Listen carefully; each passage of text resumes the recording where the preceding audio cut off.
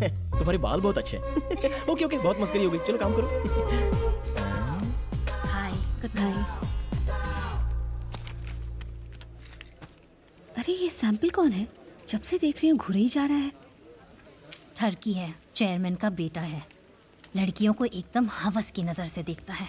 अगर उससे पीछा छुड़ाना चाहती हो ना तो उससे कह देना कि तुम्हारा कोई बॉयफ्रेंड है या तुम शादीशुदा और बच्चे भी हैं। हेलो, मेरा नाम है प्यारे लाल। आज इस बागान में नया फूल दिख रहा है।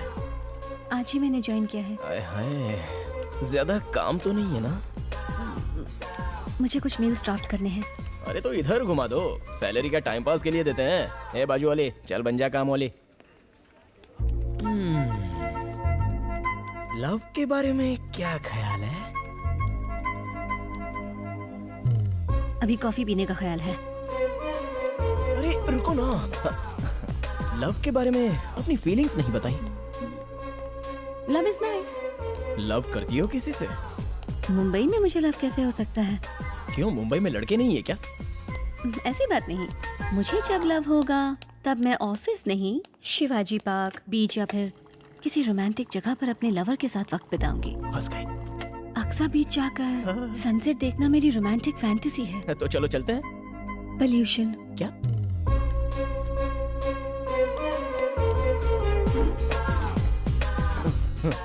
पोल्यूशन में सनसेट दिखता ही नहीं। वहाँ पास में ही एक लेदर फैक्ट्री है। अगर वहाँ जाएंगे तो कैंसर हो जाएगा ना। प्यार में पड़कर नहीं, कैंसर से मर जाएंगे। एक्सा बीच वाली हमारी फैक्ट्री को सील कर दिया गया है। पॉल्यूशन कंट्रोल बोर्ड ने बिना नोटिस दिए रातों रात ये काम किया है। किसने ये इन्फॉर्मेशन लीक की?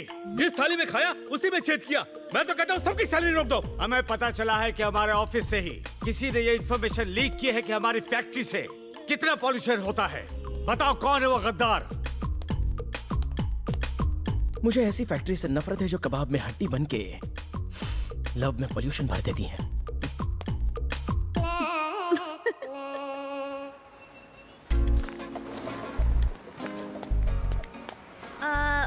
मुझे 6 अच्छी वाली बियर दो। अच्छी वाली बियर?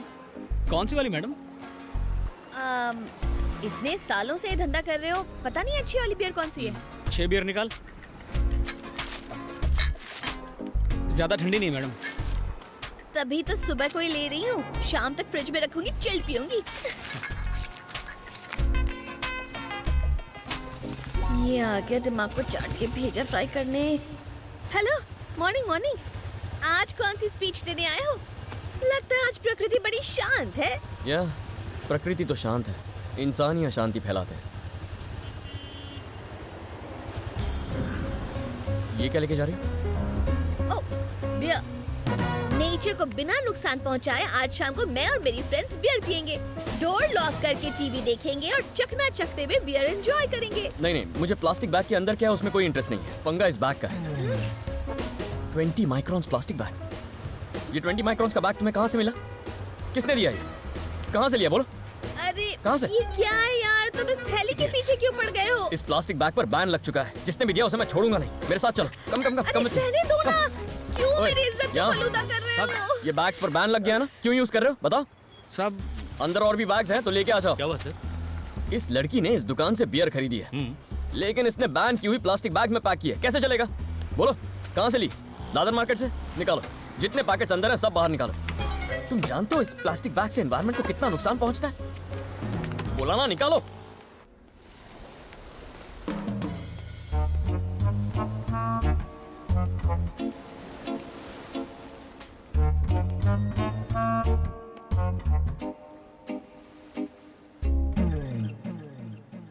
मॉर्निंग में एलबी केमिकल्स में मैंने जॉब ज्वाइन की। इवनिंग में उनकी एक फैक्ट्री बंद हो गई। यस मुझे तो लगा था कि उस फैक्ट्री के बारे में इंफॉर्मेशन जमा करने में बहुत महीने लग जाएंगे, पर ऑफिस में एक मजनू मिल गया।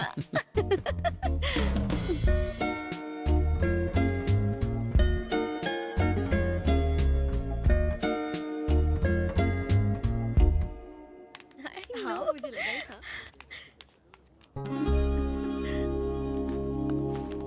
हाय, ओह हाय।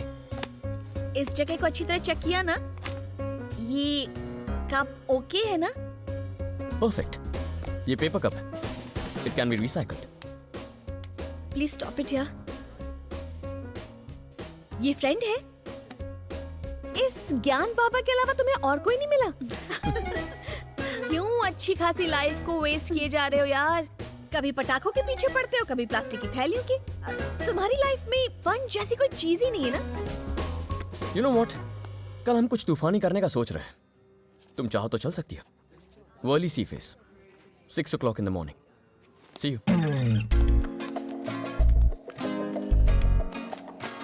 आओगी तो अपने साथ 2 दिन का सामान पैक करके ले आना।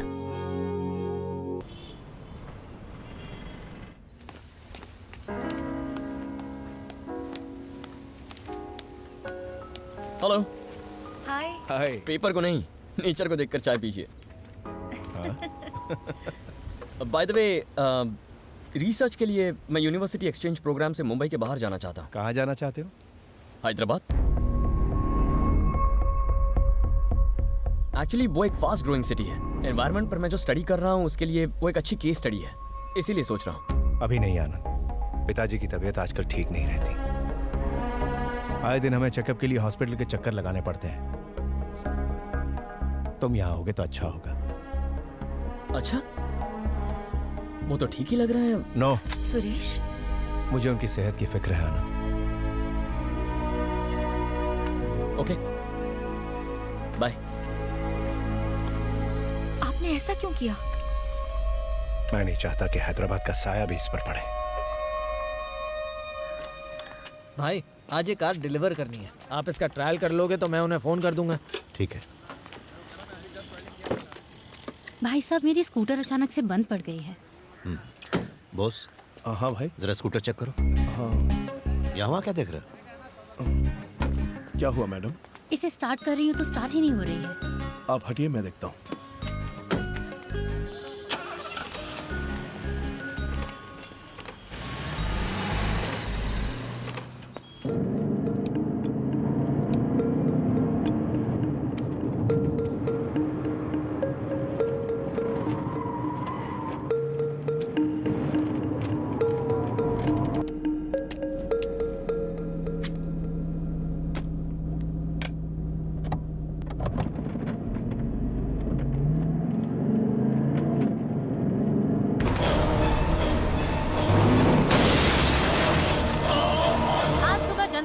मालिक सत्यम कुमार का रोड एक्सीडेंट हो गया। पुलिस का कहना है कि यह हादसा उस वक्त हुआ जब सुबह सुबह वो अपनी गैराज की एक गाड़ी का टेस्ट ड्राइव करने निकले।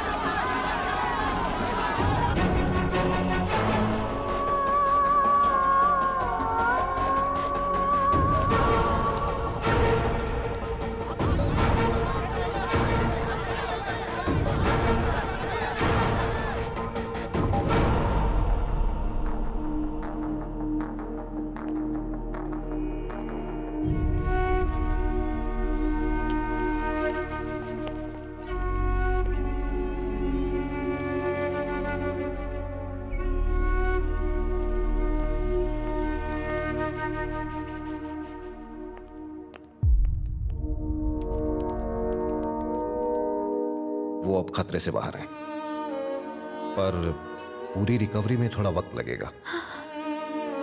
मैं वही कह रहा हूँ जो डॉक्टर ने मुझे बताया। हमारे भैया की अब उम्र हो गई है, उनके लिए उतना स्ट्रेस अब ठीक नहीं है। जिस तरह का काम वो करते हैं अब उन्हें वो बंद करना चाहिए। ये मैं एक पुलिस ऑफिसर होने के नाते नहीं कह रहा हूं, एक शुभ चिंतक होने के नाते। फैसला आप पर है। 25 साल बाद जाके अब प्लान पूरा होने वाला था, वो बच कैसे गया? किस्मत बहुत अच्छी है, पर हमारी खराब है। देखो, हमारी पोल नहीं खुलनी चाहिए। कोई पकड़ा तो नहीं गया ना? हादसे के 1 घंटे के अंदर ही अपुन ने सारे लड़कों को यूपी भेज दिया।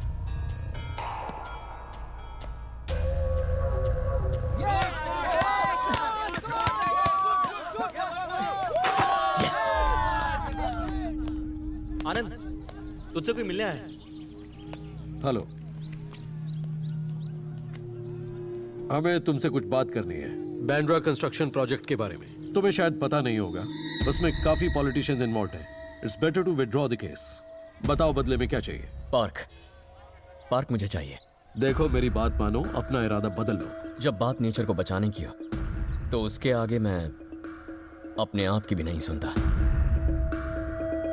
एमएलए तो ठहरा जाहिल आदमी, आप तो पढ़े लिखे लगते हैं। अब ये नहीं पता कि पढ़े लिखे हैं या भाड़े का सूट पहन के आए। बात सिर्फ जॉगर्स पार्क की नहीं है, बात उन 213 पेड़ों की है जो इस पूरे शहर को ऑक्सीजन देने का काम करते हैं। So do not disturb DND। Trust me, this MLA is a very dangerous man. मर जाएगा वो। I mean, बिना ऑक्सीजन के। जाकर MLA को समझाओ प्रकृति और पेड़ हमारे लिए कितने मायने रखते हैं। उसका भेजा थोड़ा स्लो चलता है, तुम पूरा दम लगा लो, लेकिन वो पार्क तुम्हारा कभी नहीं होगा। See ya।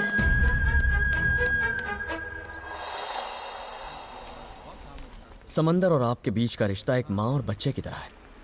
आपको उसका ख्याल रखना चाहिए। मानता हूँ आप ज्यादा से ज्यादा मछलियां पकड़ना चाहते हैं, लेकिन ज्यादा मछलियां पकड़ना भी हानिकारक हो सकता है। पर्यावरण की भलाई इसी में है कि आप जरूरत के हिसाब से मछलियां पकड़ें। अगली बार समंदर में जाने से पहले एक बार आपस में चर्चा कर लीजिए कि उस दिन आपको कितनी मछलियां पकड़नी है। मैं MLA देश पांडे का भाई हूँ। कल मछलियां पकड़ने आपके साथ मैं भी चलूंगा, तभी बात कर लेंगे। क्या हुआ, गले में खराश है? पार्क को लेके तेरे ऊपर मेरे भाई का दिमाग बहुत सटका हुआ है। तेरे भाई की सटके तेरी सटके या किसी और की, मुझे कोई परवाह नहीं। सोच अगर कुदरत की सटकी तो क्या होगा। तुझे आइडिया नहीं है भाई को गुस्सा आया तो तेरे साथ क्या होगा। तेरे टुकड़े टुकड़े करके समुंदर में फेंक देंगे।